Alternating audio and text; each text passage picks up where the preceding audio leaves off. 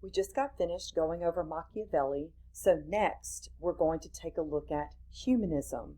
This is the typed outline we're going to be using to begin humanism.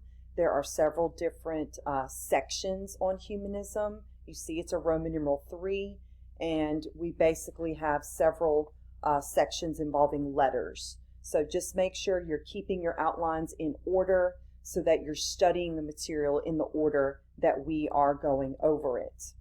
So remember to use this typed outline as a guide. If you have one to write on, great, you can fill it in as we go through the PowerPoint together.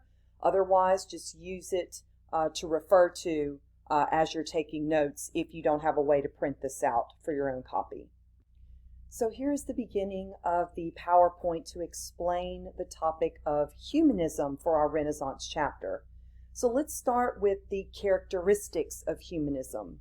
And one of the characteristics is this revival of ideas from ancient Rome and Greece in philosophy, literature, and art. So another way to say this is basically a literary movement. Humanism is a literary movement to read and understand the ideals of the classical age, which of course is ancient Greece and Rome. Remember, if you see the word antiquity, that's the ancient Greek and Rome period.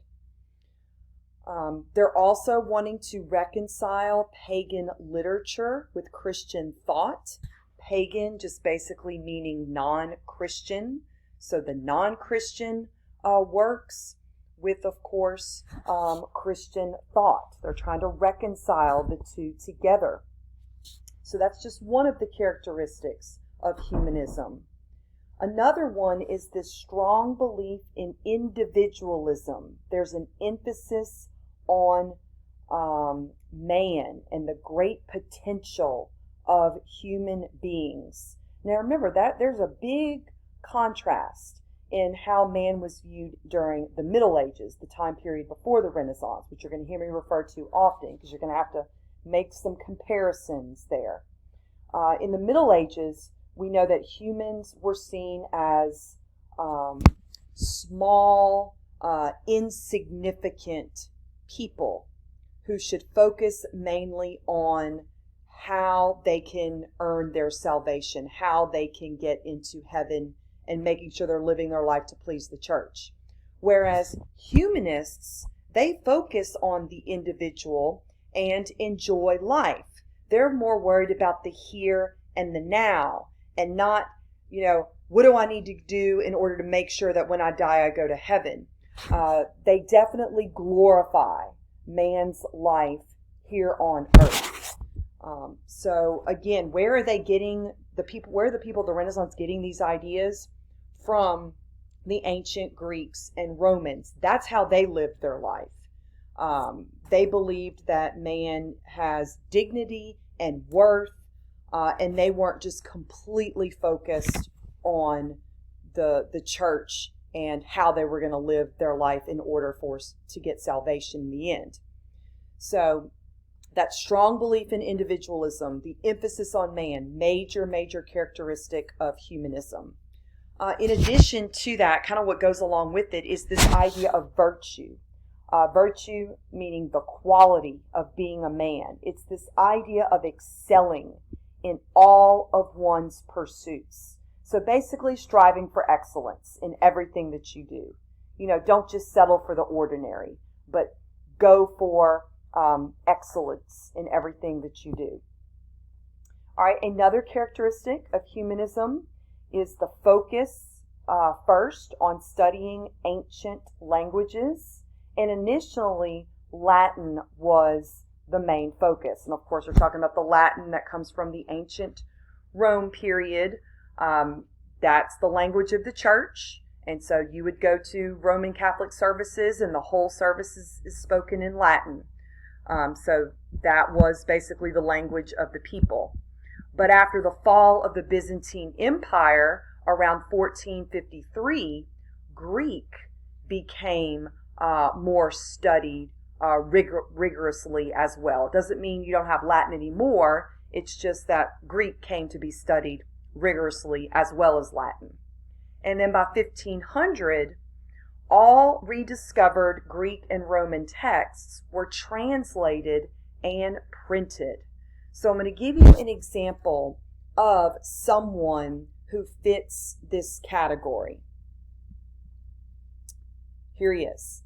We'll need to add this to your typed out line. So before we move on to number 4 on your outline, maybe you can write this out to the side. Leon Battista Alberti is his name. And as you can see here, he's a writer, an architect, and a mathematician.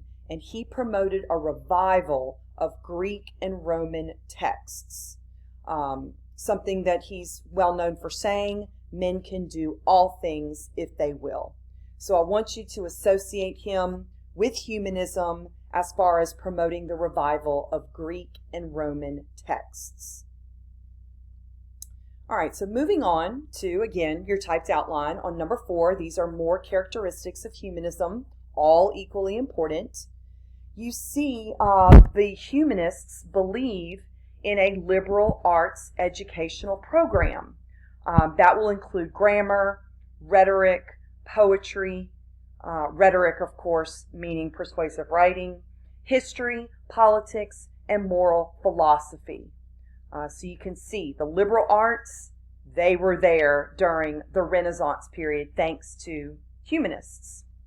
Another characteristic of the humanists is the idea of civic humanism. And what civic humanism is, this idea education should prepare leaders who would be active in civic affairs.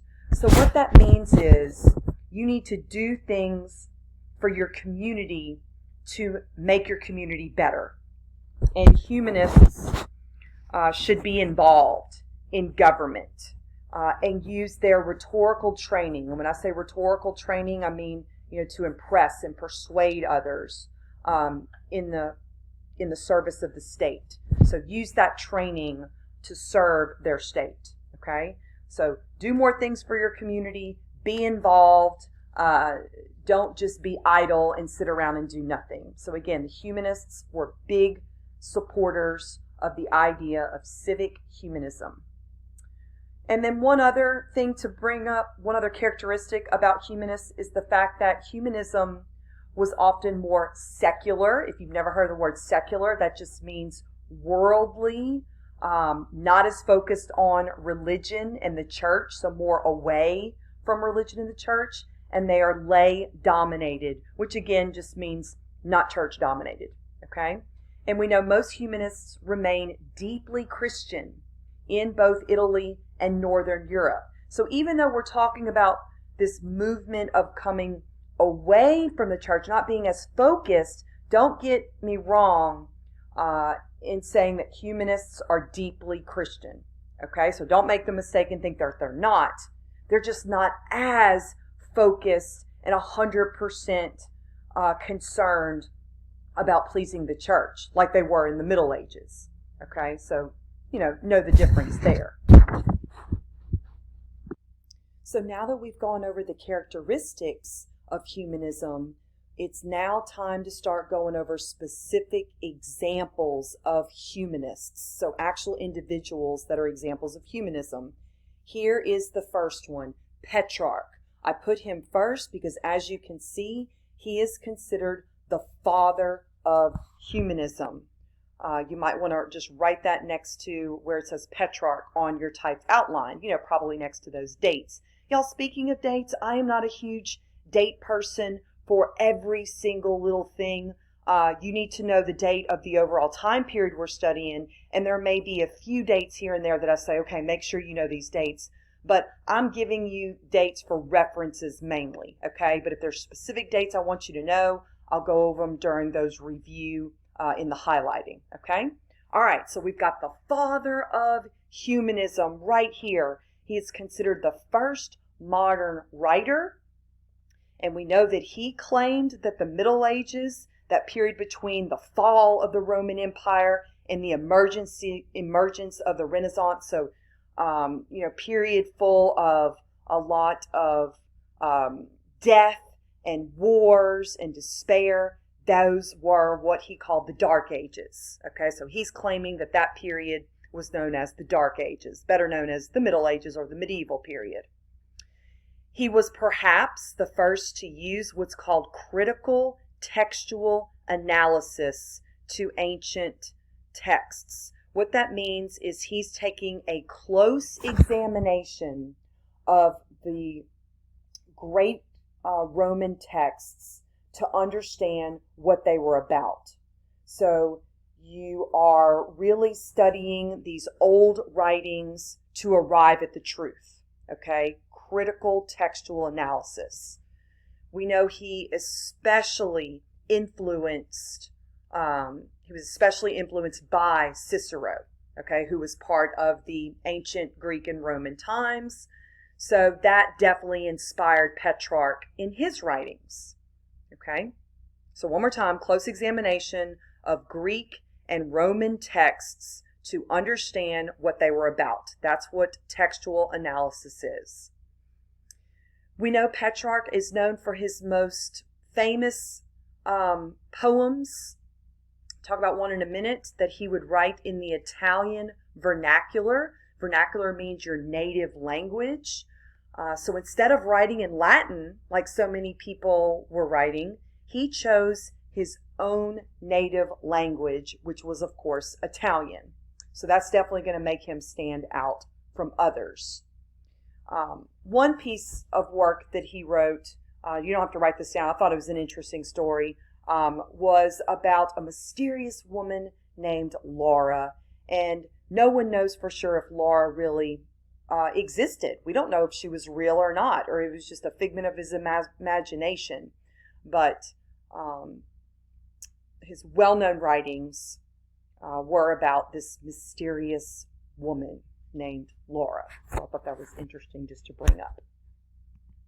Next, we'll take a look at our second example. And real quick, let me remind y'all what outline we're on.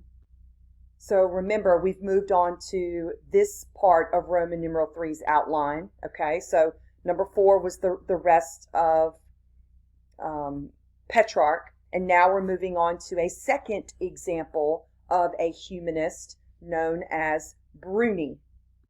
So Leonardo Bruni was the first to use the term humanism. And we know that he is among the most important of the civic humanists. Remember, that's one of our characteristics of humanism. So he believed that intellectuals had a duty to live an active life for their state. There's that, definition of civic humanism. So these people should be living that active life for the state and doing everything they can to make it better. Okay, so again, this is Leonardo Bruni. We know that he served as a chancellor in Florence, so that gives you some political background on him in that position in Florence. He wrote a history of Florence. Now, you don't have to write the name of the actual book, but in case you're curious, it's just simply called The History of the Florentine People. This is perhaps the first modern history. And he also wrote a narrative using primary source documents and the division of historical periods. So he's definitely one of a kind during the Renaissance period and definitely fits the category of a humanist for these reasons that we're going over. Next, we have Lorenzo Valla. Now, I'm going to go over a little bit of him, and then the video is going to stop, and I'll continue him in the next video. So Valla happened to be a Catholic priest. So obviously he works for the Roman Catholic Church, and he was considered the foremost expert on the Latin language. So in this work that he wrote, Elegances of the Latin Language, in 1444, he basically is putting forth an effort to purify the medieval Latin and restore Latin to its proper position over the vernacular. So he's a big believer in using the Latin language. All right, the video is going to stop.